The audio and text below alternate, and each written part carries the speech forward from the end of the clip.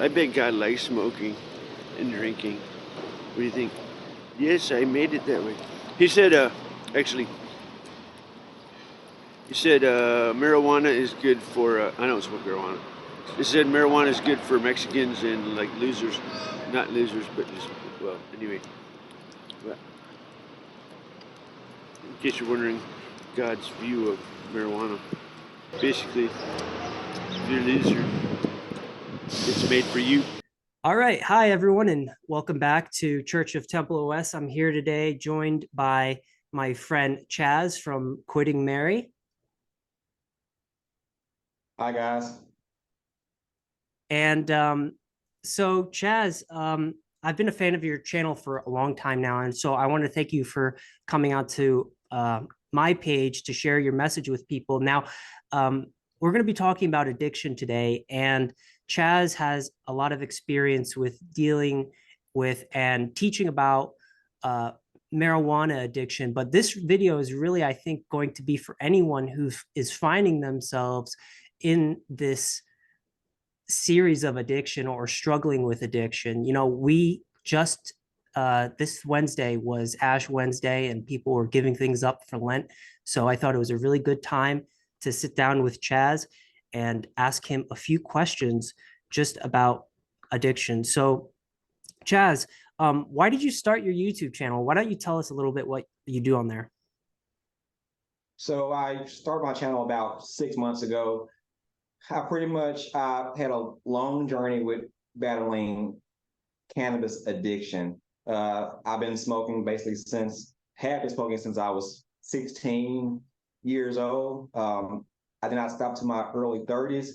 And I pretty much had a background in film production and video production. And I came to a point in my life where I wanted to give back, but I wanted it to be something substantial, something that could help people versus entertain people. And I said, one of the few things I feel comfortable with actually putting out there is overcoming weed addiction. And I'm very, very familiar with battling addiction from weed.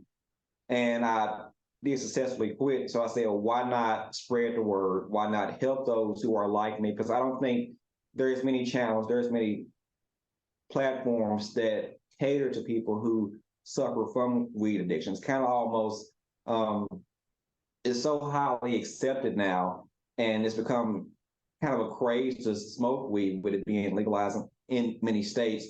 More people are turning to weed versus turning away from weed. So I wanted to help those who were possibly going through the same thing that I did. Right. So you mentioned that you reached a point where it more people are moving toward marijuana, and you reached a point where you just knew it was not really for you anymore. How did you, with all this information, you know, leading people toward weed, how did you realize that marijuana was beginning to affect your life and becoming a problem?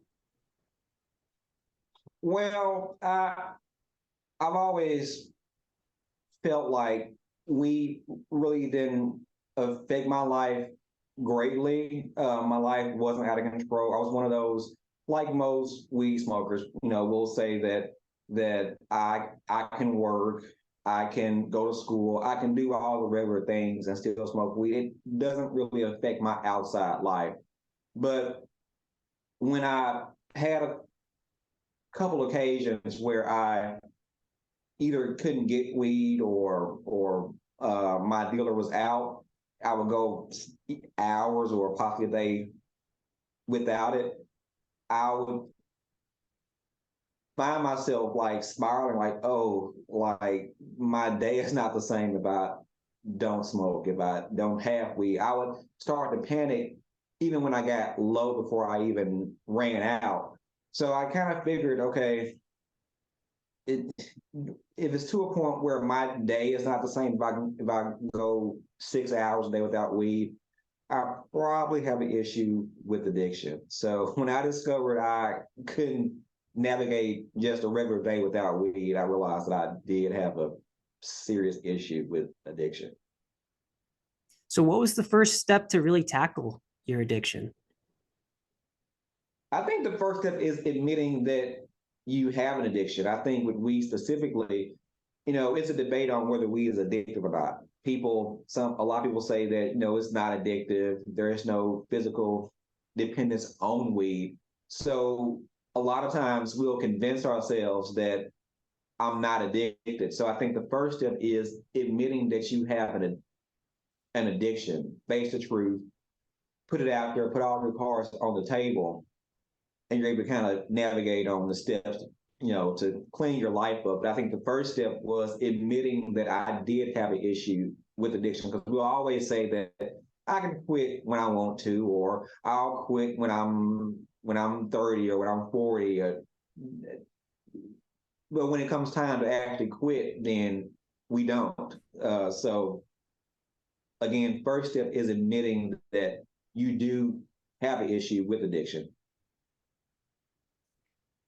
Right. I think a lot of people, they don't even think it's possible to become addicted to marijuana because of what you mentioned earlier about how the media pushes it. Oh, it's not that bad. It's not as bad as alcohol. It's not physically dependent. So, but so what are some signs that people should look out for marijuana addiction? How can they really determine, well, this is now a problem? I'll go back to me personally when you realize that you can't go without it. When it starts to weave itself into your regular life, you need weed to go to work, you need weed to sleep, you need weed to eat, you need weed to deal with people. When it starts to become facet in every avenue of your life, I think that's a good sign to look out for. And weed kind of sneaks up on you. You don't, in the beginning, you don't think it's an issue. It does slowly, I guess, and slowly and sort of quickly weave itself into other areas of your life. So when you find yourself where it's making you make decisions on other aspects of your life or affecting other areas, like I didn't like to, if I had to go to work, I wanted to be high. A big part of me being afraid to quit was I didn't have an appetite when I would go without weed for a day or so. So I got to a point where I needed weed to actually eat. So it was to a point where weed is, like I said, woven itself into other areas of your life that's just regular life. That's a number one sign to probably look out for. Right. And I know you have a character on your page that you play. It's like a stoner version of yourself. And what I hear it a lot too, and your character says it, is that I can quit whenever I want to. And I think that's what I'm getting from what you're saying is like, well, a lot of people say that, but how many actually try just for a little bit to see if they can? But by the way, have you named that character or is it just a caricature like Yeah, his name is Ronnie. I want to name him Ronnie? Rodney, but that's my best friend name. So I'm like, I don't, I don't I'm talking about him. But I mean, that's a pretty caricature of the stoner type. So I know that every stoner is not this archetype of a stoner, but I think they all still have this same mindset on, I can quit anytime I want to, or it not being a big issue, or I just smoke weed because I love weed. We don't really delve into why we feel this strongly about weed. I was taken back on how, I guess, divided the view is on weed. We have things like alcohol, of course, pills, even things like porn, gambling. That's not debated on whether those things are addictive, but for some reason, it's highly debatable on whether weed is addictive. And I think that's actually one of the most addictive things. I think it can be more addictive than the more common ones because it's so acceptable. And again, if you're an alcoholic, it's gonna probably show to the public. If you drink long enough, people are going to know. If you gamble, you're going to lose your money. You're going to go through financial troubles. If you are take pills or heroin or harder drugs, those things usually show. But you can smoke weed for 20, 25 years and it not be known to the public. So I think we can sometimes get more addicted to weed because it's more acceptable. It's, I'll say, the lesser of the evils. So it's the easiest one to hold on to. So I find it to be actually the most addictive because nobody wants to quit weed because it's just weed. It's not Right. It's not liquor. It's not like I said, hard drugs. It's just weed. But yeah, I think people actually are more addicted for that very fact. I would agree actually, because in my experience, like with alcohol, alcohol has a kind of natural inhibitor of consuming too much. Like if I would consume too much alcohol, I would get sick and I wouldn't really want to consume anymore. Whereas with marijuana, I mean, you can smoke all day and not really get sick. I mean, you can green out or whatever, but that can be relatively uncommon, especially if you're a regular user. And so it does sneak up on you. So I wanted to ask, how would you define moderate drug use, and is it sustainable, or can it be for some people? I think, okay, I'll try to keep it, I guess, on weed. I would say moderate, and I'm talking about specifically for recreational use.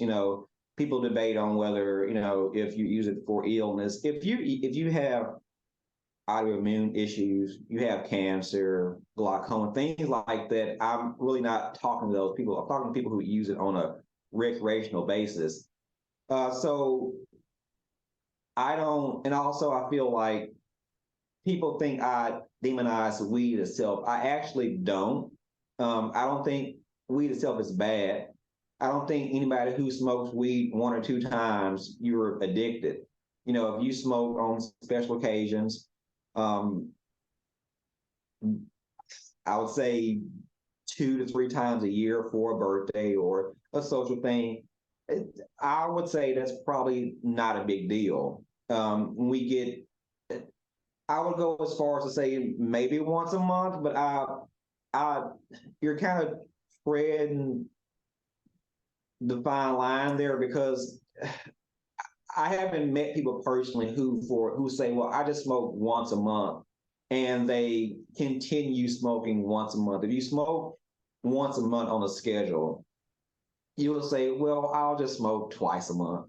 And you'll say, oh, I'll just smoke every week. Then you'll say, oh, well, you're smoking every day. So I think when you start to make a schedule for it, it's easy for it to become more of an addiction than just moderate use. But I would say like your birthday, special occasions, 2, 3 times a year, no issue with that. But when we get to every month, not saying you can't, we all are different. Some people can continue with that, but a lot of people will find themselves smoking more and more if you do it like on a monthly basis. That's a good point about the schedule, right? Because once you make weed a part of your life, Mary doesn't, it's not satisfied with just having a small part of your life. It tries to, and especially with people who have had problems with marijuana in the past, when they decide that they want to cut down or that they've had an addiction, it can be tricky because a lot of the people say, and this is what happened to me when I first decided I wanted to stop smoking, was, well, I'll just smoke moderately now. So how do you think that works for someone who was heavily addicted or heavily using every day? Could they then switch to a moderate use lifestyle, and is that sustainable, or do you think that kind of is not possible? I think once we have crossed the area of addiction, I don't think moderate use is good for anybody who was addicted to a substance, just like alcohol and AA. Most people would say, it's not good to just say, I'll drink once a month. You're going to quickly start back to drinking on a full-time schedule. And I think with weed, if you have gotten to a point where it was an addiction, I don't think moderate, I don't think it's good to try to depend on moderate use, because I did start to wing myself off when I started my journey. So I started smoking less than a day's time, and I'll smoke every other day, and I'll smoke once a week, or I'll lay off for a week or two and then start back. But if you have an issue with addiction, you keep yourself on this moderate schedule, the longer you keep that moderate schedule, it's going to creep back into your life. I think moderation is key before you have fallen into actual addiction. And when you have become addicted to weed, I think it's best to kill your addiction. It's not a case of, well, I'll just smoke once a month. Me personally, that didn't work for me. I couldn't. I can't just smoke once a month. If I keep that schedule, I'm going to say, well, like I said, I'll maybe a long day at work, and I'll say, oh, well, the day was stressful. I mean, I'm smoking in a couple weeks. What's the harm with smoking on right now? And you say it more and more, as long as you keep it a part of your life. So if you have crossed that barrier of addiction and you didn't really curb the moderation before it got to that point, I think it's best to exit out of your life completely. Even when I personally quit, I said if I can make it to a year, I'll make it to a year, and I'll just smoke on my birthday, which I think it's possible, but I found myself, once I got to my birthday that year after I quit, I feel like I had gained too much to just, I had killed it in my system. So why bring it back into my system? I've proven to myself I'm not good with weed. If I smoke it enough, it'll creep back into my life. So why even open that box? So long story short, yeah, I would say if you have been addicted to it, I wouldn't I wouldn't hang on moderate use. I think you're gonna possibly find yourself back into using on a daily, consistent basis. True. Yeah. I mean, there's a huge risk of relapse. And for me, that was one of the biggest challenges in my recovery, was that all the reasons that I wanted to quit weed would force me to kill it. But the stoner, the addict in me was saying, well, I could use it moderately. I could use it a little bit. But that was really me just trying to cope for a way to keep it in my life. You said how you would say, oh, well, I'd smoke on my birthday or whatever. I think that that kind of thinking, it helps to reinforce in our brain that weed is some kind of good thing or some kind of reward. And at least in my experience, it was not, because when I started smoking again, my lungs got damaged, my relationship suffered. I had less energy. I was sleeping more. I was not achieving the goals in my life that I wanted to. So would you agree that was the biggest challenge in your recovery too, was dealing with relapses, or what was your biggest challenge? I didn't deal with that once I decided I wanted to quit. I believe when I started to journey, I don't think I still fully committed until I quit. When I would wing myself off, it wasn't under the pretense I'm never going to smoke ever again. I'm like, if I could just go a week or two without it. And like you said, I would almost use weed as a reward. I would say, oh, I went without weed for 2 weeks. So like I've done great. Like I deserve to smoke. So I would reward myself with weed. So um it didn't take me till I fully say I'm going to quit for good. And once I made up my mind, I didn't have an issue with relapsing. So I really can't say I relapsed. I believe I just never fully stopped. Like I said, I would, as they say, take tolerance breaks, and I would stop for, like I said, a week or two. And I'm gonna say I probably did the 2 weeks less. I give myself more credit. I probably did 2 weeks, probably like twice within a year and a half. So does that really even count? Um, so I never committed to it fully, but once I finally did, I didn't really have an issue with actual relapse because I want to make a promise to myself and master my self-control. That's fair enough. So the biggest challenge was that you didn't commit fully to the recovery. Yeah, I did not commit fully. I was still hiding it. I was still keeping it to myself.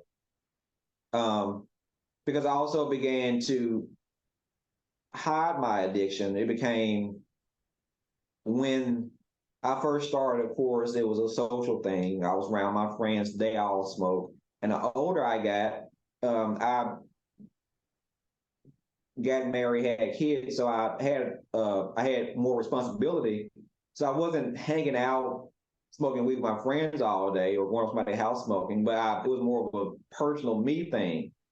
And even within my household, I began to hide my addiction. And I think by hiding it, it almost kind of sabotaged myself from quitting because again, I think with weed, we can say, well, if nobody knows I'm a stoner, then I really don't have an issue. And then, like I said, I would give myself these pats on the back because I'm like, oh, because I'm gonna say for a long period of time, I would smoke, I would say 5 to 7 blunts per day, and I'm setting that for at least a 10 to 12 year period. So when I got to a point where I was smoking like every other day or like 2 months in a whole week, I'm like, that's great. And I would kind of give myself too much credit. And before I know it, like I said, I'm back smoking one a day, or yes, I don't think I truly quit. And when I finally said I'm not smoking ever again, I didn't have any issues with actual relapsing. I didn't have any issues with relapsing. So again, I think in the beginning, when we finally admit to ourselves that we have an addiction and just come face to face with that, I think it's easier solving our own problem. You said that at one point you were lying about your addiction. How can people reach out to get help with their addictions? What are some ways that people can, if they feel that they can't do it on their own or that they need help, what would you recommend? What I would recommend, I mean, again, I was saying, there aren't many resources out there for people who are addicted to weed. That's why I made my channel. So You have a people, pamphlet on this, right? Or is it a book or what was it? I have a guided journal because I wanted to, I think a good way for us to know about ourselves and know about our addiction. A lot of times, I think when we fall into addiction, we don't really even know why we're there. We just get so used to being in the motion of doing this thing that we don't even realize our motivation even behind doing it. So I did begin to journal to process my emotions. Like I would jot down, how do I feel before I smoke? How do I feel while I'm smoking? And how do I feel an hour after I've smoked? Was there a difference in my attitude? Did it really help? I think towards the end of my journey, a lot of times I would feel the same. It didn't really have an extreme effect on me. And I'm saying, why am I still like, why am I doing this? So I think actually journaling things down, journaling your thoughts down is a good way to help yourself because I do believe it's a personal process. I do think the good thing about weed and getting over addiction, it's very achievable on your own. You know, they'll say, of course, like I said, things like alcohol, they say, well, you know, that's something that's physically dependent. So you need things like AA to get over it, or you need, in other cases, other drugs. You need actual drugs to help your system wean yourself off. But I think with weed, it is a self process. So I did create that journal to help somebody on their own to pretty much guide their own self through the process. I don't think you need 12 weeks of Weed Anonymous to get over weed. I think when we finally lay our cards out, be truthful with ourselves, we are very capable of fighting our addiction on our own. Because in most cases, it's going to be, I mean, you may get lucky, and I mean, there are communities like on Facebook, and like I said, the channel I made. There are a few others out there. There is a community there. People are going to do the same thing that you are, but ultimately, in most cases, in your own personal space, in your home, in your city, in your town, it's going to be just you. Rarely do you have a friend that down the street that's going through your addiction. Most times, when you do battle with weed addiction, you have friends that still smoke. You have family that still smokes. So you're kind of on this lonely journey. But I think when we be truthful to ourselves, we are more than capable of helping our own self get off weed and staying off weed. So, like I said, there's groups out there. It's I'm not as familiar with Weed Anonymous, but even that being said, I think it's still a self process, a self journey that you have to go through on your own, and we can tell stories to relate to one another, but ultimately when we go home, we're alone, we're by ourselves. It's up to us to actually kick the addiction. That's very true. Yeah, that's a good point about the journaling. For me, one of the things that helped me quit was actually tracking my mood. There's this app, I forget what it is, but there are mood tracking apps out there that people can get. And what I found was that in periods when I was smoking, my mood fluctuated from medium to low. And when I first quit, um, my mood did drop. Like, I was like, oh, today sucks. I can't smoke weed. Um, but 1 or 2 weeks after, I saw that my mood didn't go. I wasn't happy every day again, but I went from mid to low to mid to highs, and I was having more good days than I was bad days on weed. And a lot of people say that weed helps them with their anxiety, and I'm willing to accept a lot of anecdotal evidence, but there has never been any scientific study that has shown that weed actually reduces anxiety in any significant way. In fact, most studies are showing that it increases paranoia and anxiety and depression in people. So if someone has a friend or a loved one, a family member, and they're noticing these negative effects of anxiety or depression, and they smoke weed, how can someone lovingly and caringly, I know you said you're married and you have a family, what were some ways that you appreciated maybe your wife helping you in your addiction? Some ways, first I'll say with my wife personally, we both would smoke together in our earlier years of our marriage, of our relationship. So when she quit, of course I didn't quit, and she never fully said, Chaz, you have to quit, or I started myself feeling guilty. So in turn, I started hiding it from her, even without her saying you have to hide it. So I would say for about 2, 3 years, I was hiding my addiction from her, and I would get called every now and then. It would cause arguments. And um, I think what was profound with her, because most times when I got called, and I would lie because she would say, "We just spoken," and I'll say no. And then, of course, I can't. My eyes are red. I'm giggly. I, I'm It's lying. obvious. So Yeah. she knows I'm lying.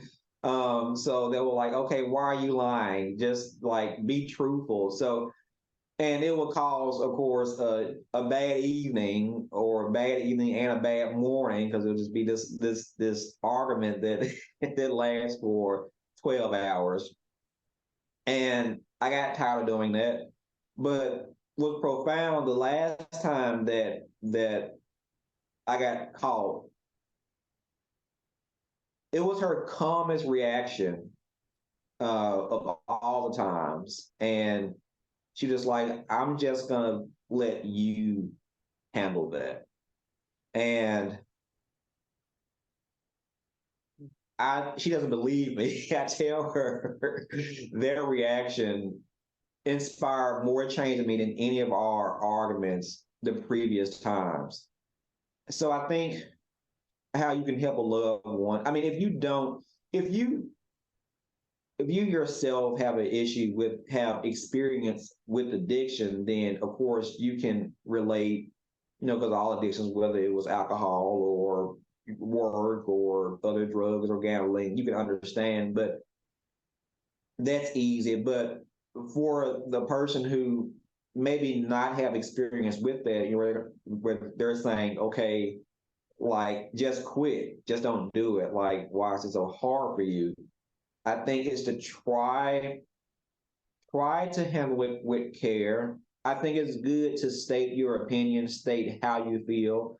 I mean, don't hide your feelings, don't hide your thoughts. Let them know how you feel, put it out on the table, but don't beat a dead horse, because ultimately it's going to be up to them to actually change it. And I think a lot of times when you are dealing with somebody that has an addiction, and you're constantly yapping at them about quitting, it has the kind of reverse effect of making them quit. For me, like I said, all those arguments that we had. I mean, I said I should quit, but I was even like more stressed out, and I'm like, "Okay, I'm gonna smoke the next break I get." And like I said, it wasn't until she was actually surprisingly calm that inspired a change in me, and it was actually 2 days after that last time was when I decided that I'm going to quit. And I told her that I'm smoking my last blunt in front of you. So I smoked my last one in front of her because I wanted her to hold me accountable. Again, I was saying I was in it, that I would hide my addiction. So if nobody knows like what you're battling, you can kind of, by you keeping it to yourself, you kind of hold on to it. But by me saying, "Okay, I'm bringing you in. Next time I smoke, you will know about it." And not only did I have something to prove to myself, I had something to prove to her. So she was almost like my accountability partner, or my sponsor, if you would say. So that did help me stay sober. They helped me not relapse, because I knew if I relapsed, then I would feel guilty about, like I said, I was letting myself down and I was letting her down. But you'll be surprised what, like I said, we think sometimes we should just yap at a person, but you'll be surprised what a calm, soft reaction can inspire a person. Because like I said, ultimately it is up to them to make that change. Yeah, I remember just one time my dad telling me, he's like, "You've been smoking a lot." And then that to me, just like, I'm like, I guess I have. And then I just thought, thinking about it more. And then, yeah, that was, I agree that, being patient. And a lot of the times the person kind of already has a feeling and they're guilty already a little bit. And so that's a good point that you made. You don't want to make them feel miserable or like a loser, but uh, you do want to support them and give them that accountability. Um, in what ways has your life changed since you quit weed? It's I have a more clearer outlook on life. I actually didn't realize how we changed my life. I didn't realize probably the negative causes we had in my life until I quit. Again, I always said I can live a normal life and smoke weed. Like I can work a regular job. I'm working. I can be a father. I can be a husband. It's not like a big deal. I can, like most weed smokers will say, they'll say, "Well, I do A, B, and C and smoke." Like it's not really a big issue. But I think we don't realize how much weed holds us back, and we should always be aiming to be a better person. And you mentioned anxiety, because people will say that I use weed for anxiety, which I think is the big. I hate the word. I hate the cop out of anxiety now, because anxiety is like breathing. Like it's so normal. We treat anxiety like it's this disease. It's this issue that this disease issue. Anxiety is normal. We all have anxiety every day. We're gonna always have anxiety. I have anxiety before getting on the Zoom call. I'm like, oh, I don't want to sound stupid. Like anxiety is Yeah. inevitable. We all have anxiety. Um, but anxiety is your body telling you that you should change something. I would always, ask myself, and I would tell people to ask themselves, like, what you have anxiety about. You say, well, I feel like I don't make enough money. Well, find a way to make some more money. And I think when we smoke weed, we don't realize, we say, oh, I'm depressed about the bills, so I'm going to smoke. And you smoke, and you actually get a better attitude. You say, "Well, life isn't bad. It's okay. I mean, it's a nice day. It could be worse." You tend to lay down what your body is probably telling you that you should change. Um, so I think we kind of it really prevents us from going to the next level, whether we know it or not. And I've been on a spiritual journey myself for about 7 years. And it, in all areas of my life, whether it's my budget, my marriage, I've been trying to do better each and every day. And I think when I finally quit weed, those things just excel like that. But that wasn't my intention really when I quit. I wasn't like I had to quit weed because my I don't budget. I'm not fully in, or I'm not the best. I thought I was okay. I just wanted to not be tied to weed. But I realized that actually I was not doing the most I can in life. I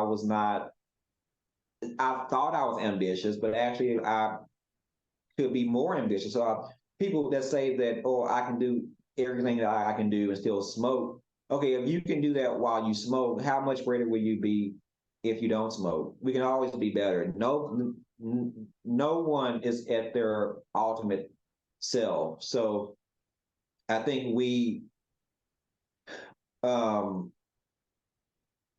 holds us down even when we think it doesn't. So, like I said, my marriage got better, my finances got better, my mind, my health got better. I started to exercise more, started to eat better foods. Um, every area of my life and improved once I quit weed. That's great. That's amazing.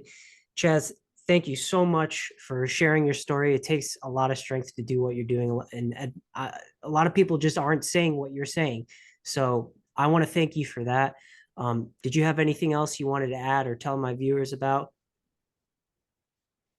I will invite them, if you're having issues with addiction, to stop by my channel, Quitting Mary. I do weekly videos where I talk about different areas of weed, whether it's quitting or just anything about weed addiction. And people think, I don't people think I'm like this, like I just consume my life with not smoking weed. People think, No, oh, you this have is lots of other videos too. Like you talk about fatherhood and work ethic and all these other great life I topics. other things in there. I talk about, I'm devoting myself to this because I am needed. I would not make a channel about fatherhood. I don't think I'm a bad father, but I'm still learning. I don't. I mean, I'm a spokesman for marriage, but I'm still learning. I still make a lot of mistakes. So, but I did it. I covered it, and I feel confident in helping those get over that too. So my life is not consumed with with talking about smoking weed all day, but I want to be a service to those who are going through what I went through. So that's what my channel is devoted to. I also have a guided journal that it's a 30-day guide, because you also can quickly get over weed if you go through a 30-day plan and stick to it. By day 30, you definitely, your brain resets itself.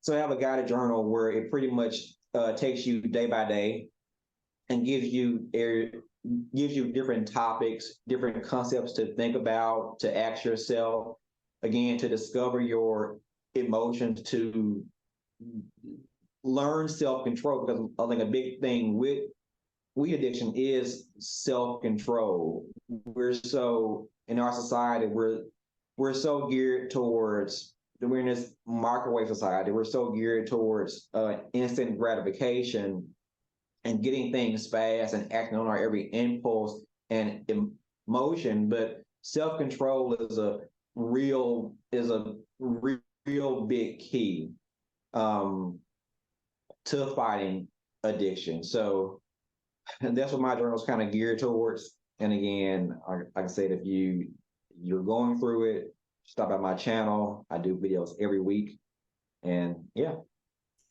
The link to Chaz's guided journal and his YouTube channel are in the description. Chaz, you have any questions for me?